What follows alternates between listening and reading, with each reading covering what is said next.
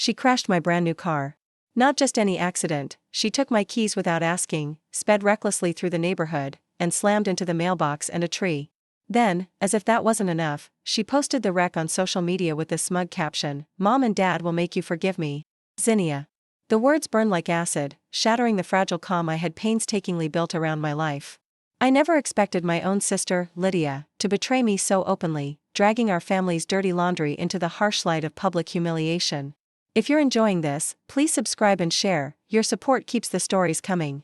The damage wasn't just to the car, it was to my trust, my reputation, my sense of safety in my own family. I was the one mocked as the responsible, quiet one, the underdog everyone underestimated. Lydia, on the other hand, had always been the favored child, the one who slipped through every crack, shielded by our parents' blind favoritism and excuses. But now, in front of the whole world, the ugly truth spilled out like spilled gas on a fire. My parents called, demanding I drop the insurance claim. Cousins whispered behind my back at family gatherings. Even my boss noticed the dark circles under my eyes as I swallowed the bitter cocktail of humiliation and anger. I was trapped in a nightmare where love and loyalty collided with justice and accountability. Filing that claim wasn't just about a car. It was about standing up to the toxic pattern that had strangled me for years, enabling bad behavior to keep a fragile peace. I poured every ounce of silent effort into building my own stability, working late nights at the firm, saving every dollar, building a life that didn't depend on their approval. The car was more than metal and glass. It was my independence on wheels, a symbol of my hard work and quiet success.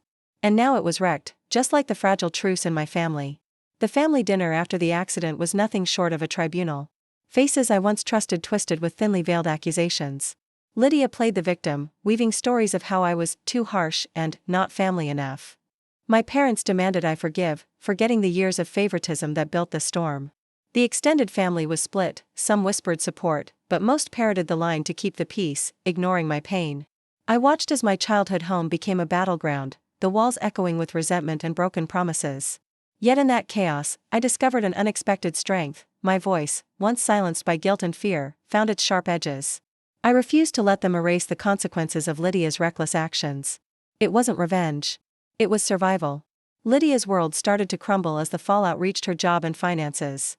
I heard through the grapevine about her suspension, then termination. I felt no joy in her hardship, only a heavy clarity that actions have consequences, even in families built on shifting sands.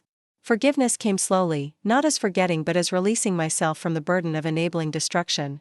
The months that followed were a slow rebuilding of Zinnia 2.0. I moved into a modest apartment, far from the mansion where favoritism reigned. My savings grew, a quiet testament to my resolve. Promotions at work acknowledged my grit and professionalism, a sharp contrast to the family drama I left behind. Unexpectedly, a coworker confided in me about her own family struggles, her sister's endless demands and guilt trips. I listened and shared what I'd learned. Helping doesn't mean hurting yourself. That conversation planted a seed of hope. Perhaps I wasn't alone in this fight for healthy boundaries. Invitations to family weddings and reunions came with the usual undertones of guilt, but I no longer responded with automatic compliance.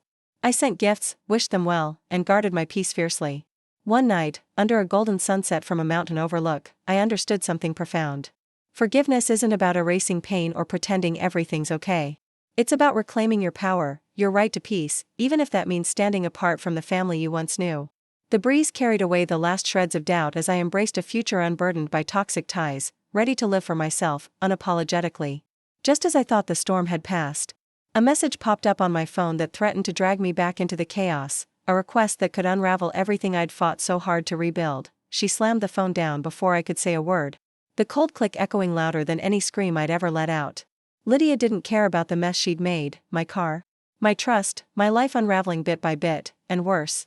She believed Mom and Dad would bend me to their will. Force me into forgiveness like some kind of family ritual where pain got swept under the rug. But this time, I wasn't playing their game.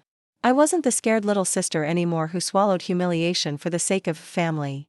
No, this was war disguised as peace, and I was ready to fight for every scrap of respect I deserved. The days that followed were a relentless storm.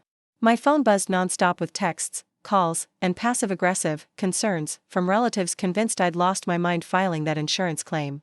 "You're tearing the family apart," they said, as if protecting a reckless sister who couldn't even keep her hands off someone else's property was the true act of loyalty. I'd spend nights staring at the ceiling, the weight of their judgment suffocating but not breaking me. The quiet victories hid behind my steady refusal to back down, behind the slow rebuilding of my life on my own terms, far from the chaos they thrived on. At work, the tension crept in like a shadow I couldn't shake. Coworkers whispered, bosses raised their eyebrows when they heard the story, and even my closest friends grappled with how fiercely I stood my ground. Yet, it was here, in the hum of fluorescent lights and the click of keyboards, that I carved out my silent success. Promotions arrived not because of favoritism or handouts, but because I poured every ounce of energy into proving my worth beyond family drama. Still, family events were a battlefield.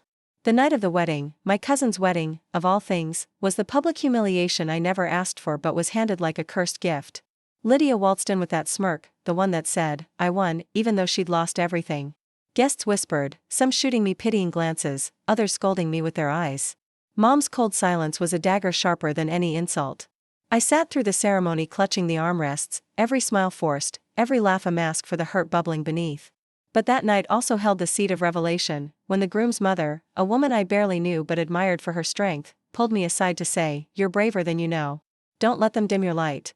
Her words were a lifeline, a reminder that my worth wasn't tied to their approval. And then came the explosion no one saw coming. Lydia lost her job because of the chaos she'd stirred, and suddenly the family's protectiveness evaporated like smoke. The sister who once sneered with entitlement was now the one begging for help, but this time, the tables had turned. I wasn't her safety net anymore. Forgiveness was no longer about erasing pain or pretending the past never happened. It was a step toward my own healing, a line drawn in the sand that said, I will not be your doormat. Months rolled by, each one a testament to resilience. My savings account grew, my apartment felt like a sanctuary, and the knot in my shoulders loosened with every therapy session. New friends who respected my boundaries filled the gaps left by family who didn't. I celebrated Thanksgiving not with relatives who demanded my silence, but with Rachel's family, where disagreements happened without earthquakes. The day I slept 8 hours straight without anxiety was a victory as sweet as any promotion. Jennifer from payroll, a woman caught in her own family's web of enabling, found courage in my story. When she asked for advice, her eyes searching for permission she didn't need, I shared my truth gently, help shouldn't come at the cost of your own peace. A month later, she returned with chocolate and a newfound strength that made me proud. The letter from my parents, sent from their new address after selling the family home, landed like an invitation to a dance I no longer wanted to attend. Their words, water under the bridge, family comes first, felt hollow, a replay of old scripts. I wrote a measured response, careful and firm about respect and boundaries, but the letter stayed in my drawer, a symbol of distance maintained, not bridges rebuilt. One evening, I drove to a mountain overlook, the sky a canvas of amber and rose, and breathed in the freedom I'd fought for. Forgiveness, I realized, wasn't about protecting others from consequences. It was about protecting myself from their chaos. The wind whispered away my doubts as I looked out at the endless horizon, a life finally mine to live. But as I turned back to the car, my phone lit up with a message from an unknown number, the words on the screen shaking the fragile peace I'd built, we need to talk. It's about Lydia. I stared at the message for a full minute before unlocking my phone. My heart didn't race like it used to. The old Zinnia would have spiraled instantly, analyzing every possible meaning behind those 6 words. But now, all I felt was a slow, measured curiosity, like standing at the edge of a storm you've already survived once. The number wasn't saved, but I recognized the way it was written. Direct. No greetings. No apologies. Just, we need to talk. It's about Lydia.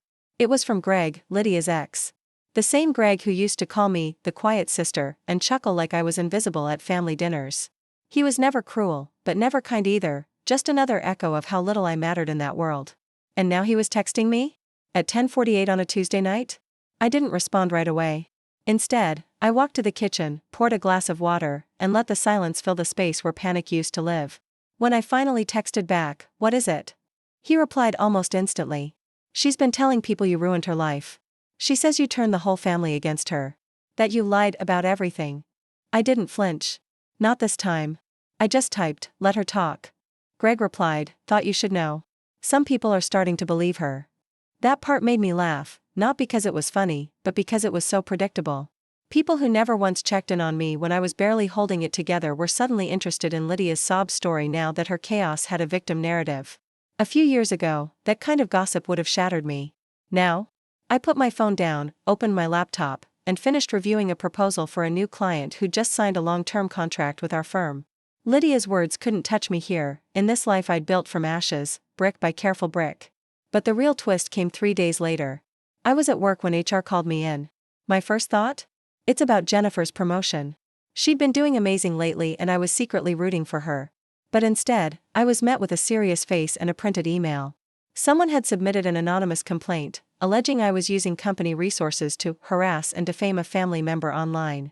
My stomach dropped, not because I was guilty, but because I already knew who was behind it. Lydia.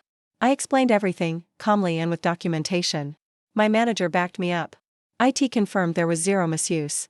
The complaint was dismissed. But it made one thing brutally clear: Lydia wasn't done. She wanted revenge. Not accountability. Not reconciliation. Just vengeance for the fact that, for once, I didn't clean up her mess. That weekend, I skipped the usual Saturday morning laundry and drove to a lake 2 hours out of town. No phone. No noise. Just me and the sky. I sat at the edge of the dock, legs dangling over the water, watching the wind carve ripples like scars across the surface. That's when it hit me: Lydia hadn't changed. And she wasn't going to. But I had. I wasn't afraid anymore. I didn't need to convince anyone of the truth. I didn't need to win a war she started out of shame. My peace didn't require her apology. And more importantly, my peace didn't require me to keep fighting. That realization was its own kind of freedom. That week, I wrote a final letter, not to Lydia, but to myself. I wrote down everything I had endured: the lies, the manipulation, the guilt-wrapped demands dressed up as family loyalty. I wrote about the Christmases where I bought gifts with money I didn't have because Mom said, "Don't embarrass us." I wrote about the way my stomach used to clench whenever the phone rang. I wrote about how, for years, I believed being a good daughter meant being a silent one. And then I tore it up and burned it in a candle on my balcony. Not out of hatred, but as a ritual. A goodbye to the part of me that needed their approval to feel whole. The next week, something incredible happened. Our firm hosted a networking gala, formal, flashy, full of egos and suits. Normally I avoided those events, but this time I went. I wore the emerald dress I'd bought months ago but never had the nerve to wear. My hair was curled, my confidence intact.